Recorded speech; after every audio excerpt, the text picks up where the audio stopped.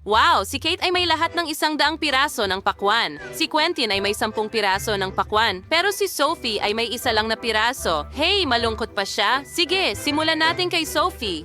Matamis ang pakwan na ito, pero marami itong buto. Ang sarap. Tapos na ako, guys. Ano sa tingin niyo sa ngiti ko? Ha? Nakakatawa. Ngayon, si Quentin naman. Oo, astig. Gustong-gusto ko ang pakwan. Meron akong 10 hiwa. Oo, tama ka, Sophie. Sobrang tamis at kaya kong kumain ng pakwan ng walang katapusan. Sa totoo lang, pwede mo itong kainin at inumin. Oo, ang sarap. Alam mo ba? May naisip ako. Gagawa ako ng pizza na pakwan. Napakatalino. Pagsasamahin ko ang mga hiwa, lagyan ng Oreo sa ibabaw. Ngayon, ilalagay natin ang ilang nerds at bubuhusan ng chocolate syrup ang lahat.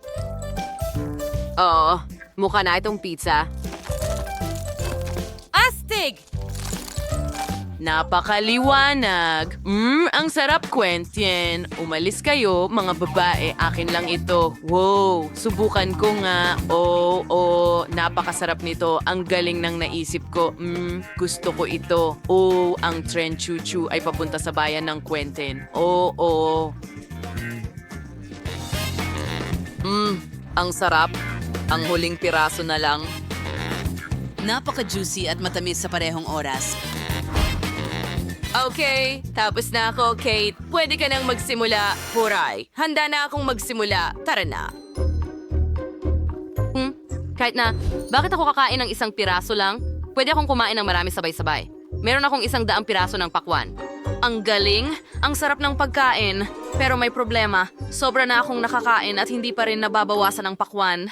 Kailangan kong mag-isip ng paraan. Tama, gagawa ako ng katas ng pakwan. Sige, ilagay natin lahat ng piraso ng pakwan sa blender. At ngayon, hahaluin ko itong mabuti.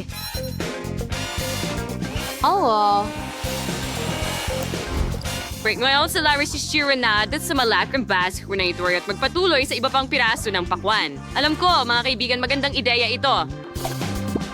Kailangan kong gumawa ng sariwang pakwan mula sa buong piraso. Astig!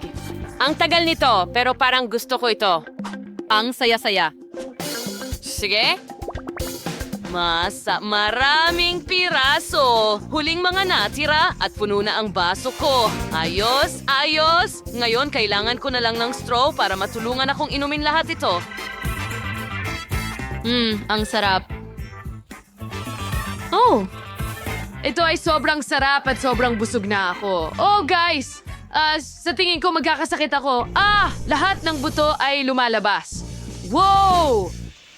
Ulan ng buto ito. Hawakan ang payong. Tapos na yata ako.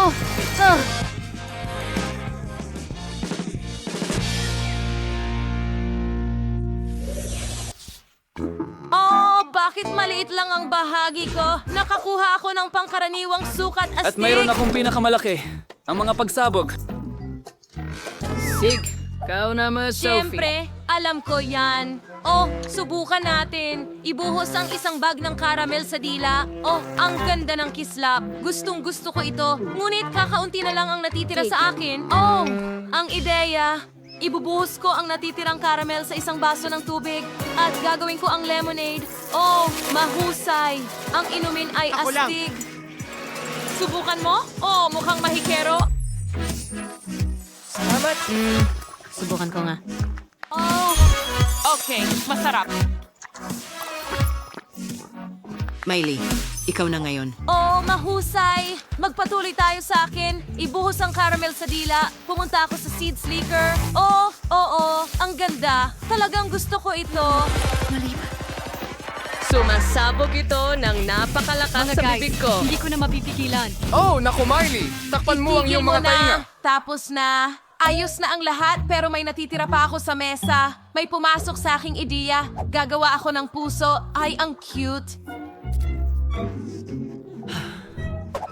Nakakatuwa ang ideyang iyon. Pero may mas magandang ideya ako. Dilaan natin ang ating daliri at hawakan ang caramel na ito. Hindi! Mag-aapoy ang puso ko. Hindi, Quentin. Sinunog mo ito. Bakit mo ginawa yon? Pasensya na. Hoy, Sophie, caramel, huwag mo yang Ito ang hawakan. babae ko? Tatapusin ko ito lahat mag-isa. Kailangan ko ng imbudo. Ngayon, ilagay ito diretso sa bibig ko at ibuhos ang caramel. Siyempre, heto na. Oo. Teka, anong nangyayari? Mga babae, tulungan ninyo. Wow! Ang ganda ng... Magandang palabas ng paputok. Oo, totoo yan. Quentin, ang galing mong magpatawa. Tingnan mo, paki-like.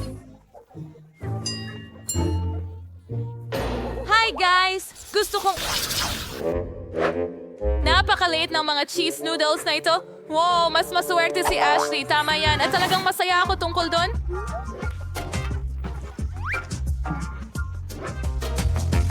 Wow, hindi ako makapaniwala sa aking swerte. Naku, kakain ba siya ng noodles? Sige, ikaw na mauna.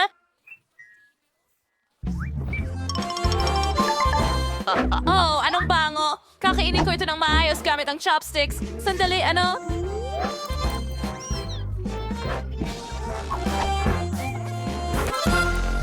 Bakit ayaw lumabas? Sige na. Oh, ano ito? Kakainin ko ito ng walang chopsticks. Ang sarap nito. Oh my Mga babae, ayos lang ako. Sa Roxy, hindi ito panaginip. Nakakuha ako ng napakalaking pakete ng pansit. Kalma lang. May oras ka pa para ma-enjoy ito. Ngayon ako naman. Subukan natin. Oh, hindi ko inasahan na magiging masarap ito. Ang galing. Ang sarap. Paano naman ang ketchup? Mas masarap ito sa ganitong paraan. Ang mga noodles na ito ay may kamanghamanghang lasa ng keso at ayokong sirain ito sa ketchup. Bakit? Naalis na ba ito? Okay, sino ang susunod? Dumating na ang aking oras. Huray! Masaya ako! Tara na, mga girls. Gusto ko pang mag-enjoy kasama ang ketchup. Hindi tulad ni Ashley. Hindi sapat ang isang cheese flavor para sa akin. Gusto kong maglagay ng maraming ketchup sa noodles hanggat maaari. Para mas maging matingkad at sobrang astig. Ito ay isang kasyon. Wala akong simpleng tinidor. Wala akong gamit na pwede. Super bilis!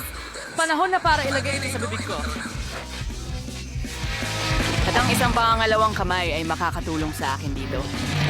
Ako'y nasasabik. Parang hindi ako kumain ng buong buhay ko para lamang pahabain ang kasiyahan ngayon. Ang sarap! Hey, mukhang nabaliw si Kenny. Siguradong ganun. Alam ko, Kamangha-mangha. Ano? Sandali, kakasimula ko pa lang.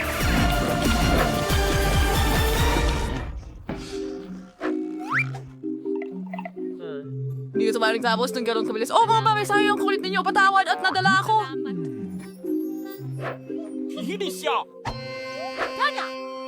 Hindi ba ito sa'yo? Oo. Salamat. Sana hindi mo alintana kung tatapusin ko ang bahagi ko ng ganyan. Walang modo. Ano ang nandyan? Oh, siya nga. Iyan ang gusto kong kainin. Masarap na cake. Wow, susubukan ko. Hey! Masakit ito. Oh, walang problema. Kunin natin ang pare-haba na mag-beach ng sponge cake is alisin sobrang bahal. tinanggal Sony sa pangtatsulok. Ganun lang. At dito rin. Oh, ano yon? Oh, tara na. Halika. Magaling, Betty. Malapit na. Kahanga-hanga. Oh, salamat, Lola. Okay, meron na rin akong parisukat na hugis. At meron akong super buba. Pwede mo ba akong tulungan? Okay, ano ang kailangan kong gawin? Well, sa tingin ko magiging maganda ito. Okay, igulong natin ito. Mas marami pa. At tapos na. Kita mo? Astig na ba ikakanin? Paano mo gusto yan? Handa na ba? Ano ang... Oh, nakakatawa naman yun. Sa topping na madusmani at ibubuhos na yung makeup sa lahat. Bagay na. Oh, perfect.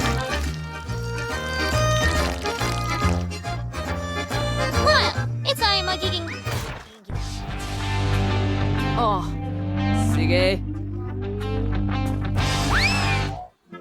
Mag-ingat ka sa iyong toring waffle! Pasensya na, Lola. Pero pwede mong hawakan ng ganyan sandali habang inaayos ko ang cake gamit ang mga waffle na ito. Oh, magiging napakaganda nito. Tingnan mo yon. Tama? Hindi ko na kaya. Anong nangyayari? Ano ba yung kalokohan, Lola? Pwede bang hawakan mo muna yung chocolate tower ko? Ano? Ginagamit niyo ako dito. Tigilan niyo yan. Sige na, sandali lang, Lola.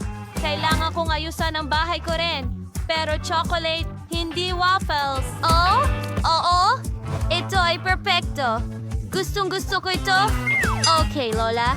Kita mo? Oo, pero mas maganda ang akin. Hindi yan totoo. Akin yan. Hindi ko na kayang hawakan pa. Anong ginawa mo? Hindi Ikaw yon! Hindi, magkaribal tayo ng tuluyan. Sa tingin ko, wala kang KitKat na tsokolate sa iyong chimenea. Well, hindi ko gusto, pero magkakaroon ako ng likidong huba-buba. Huwag kang mag-alala. Tama ba, mga tao? Maayos lang ako. Anong nangyayari ulit? Tigilan mo yan. Nakakabaliw ka. Tapos na ako.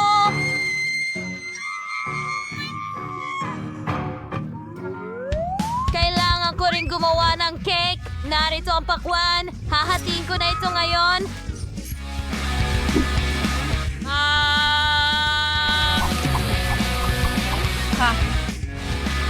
Tapos na si Lola. Ngayon, kailangan kong palamutian ang lahat gamit ang balat at magdagdag ng ilang ubas. Ito ay isang masustansyang pagpipilian para sa isang cake. Mas maraming berries at prutas. Ito ay perpekto. At hindi lang bahay, kundi pati bakuran din. Kita mo? Tapos na tayo. Mahal. Wow!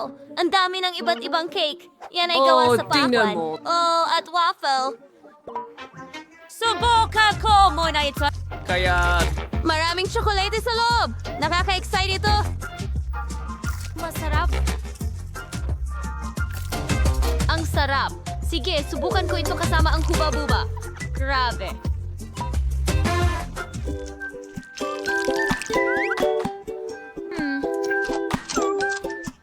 Ang astig. Salamat, sis. At ngayon, itong obra maestra ng pakwan. Wow.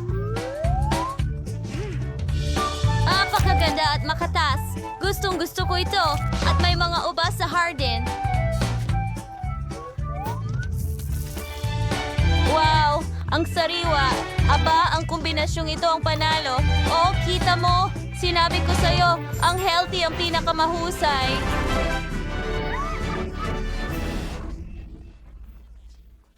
Kumusta lahat? Maligayang pagdating sa bagong hamon sa pagluluto. Ang una ninyong gawain ay magluto ng masarap. Kaya ba ito, mga kaibigan? Halimbawa, isang pie. Siyempre, para makagawa ng mahusay na pie, kailangan mong alagaan muna ang masa. Hahatiin ko ito sa 3 bahagi at magdadagdag ng matamis na syrup ng peras, presa at blueberries sa bawat isa. O kaibango ng syrup ng peras. Sige, igulong natin ang lahat ng dough. Magdagdag ng kaunting tsokolate. At mula sa itim na masa, gagawa ko ng napakasarap at matamis na pie na parang pakwan.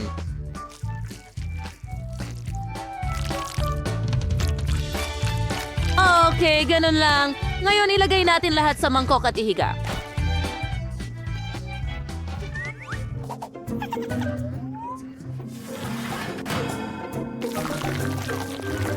Oh, ganyan lang. Kita mo?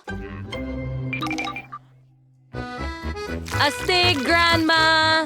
Mayroong magandang ideya ang chef na gumawa ng pie mula sa makulay na masa. Mukhang kahanga-hanga at astig.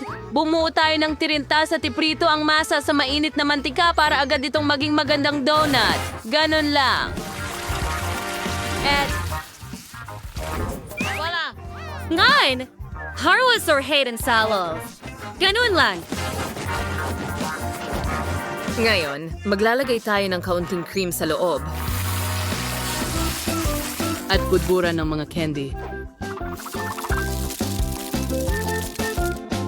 Perfecto!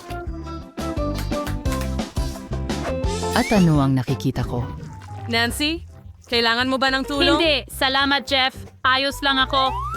Hinahalo ko lang ang masa na may tsokolate para maghurno ng mga Napakagandang donut. waffle iron.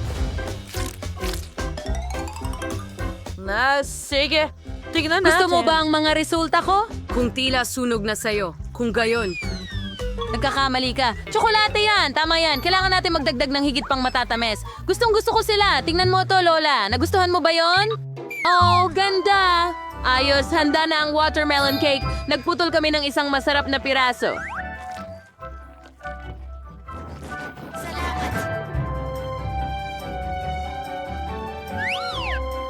Oh, sige, kain na, baby. Wow, ang daming masasarap na mga bagay. Oh, ano ito? Amoy masarap, pero hindi talaga maganda ang itsura. Pasensya na, ate, hindi ko gusto ito. Wow, ang itsura nito ay parang pakwan. Mabango at masarap ang lasa. Salamat, Lola.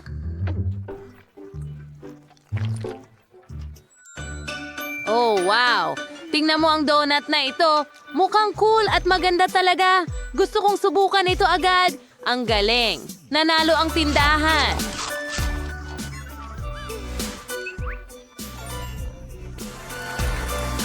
Oh, awa-awa. At ngayon, gawin mo ako ng cocktail! Gusto kong uminom ng masarap. Siyempre, honey. Kumuha tayo ng inuming prutas. Kailangan ko ng pinya. Gagawa ako ng nakakain na baso mula dito. Inaalis natin ang laman. Ngayon gagawin natin ang mismong cocktail. Kunin natin ang blender. Kailangan ko rin ng ilang prutas. Balatan ko muna sila at simulan sa mga dalanghita, tapos mga mansanas at buksan ito.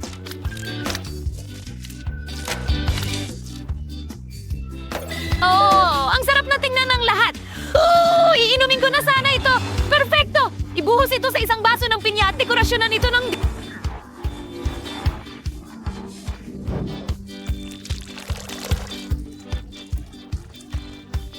Mga berries! Oo. At ilang prutas din. Maglagay tayo ng payong ng cocktail at straw. Handa na ang aking cocktail. At gagawa ko ng isa na may gatas. Ibuhos ang gatas sa baso. Sunod naman, kukunin natin ang mga chocolate bomb. Kaya ko itong pasayawin.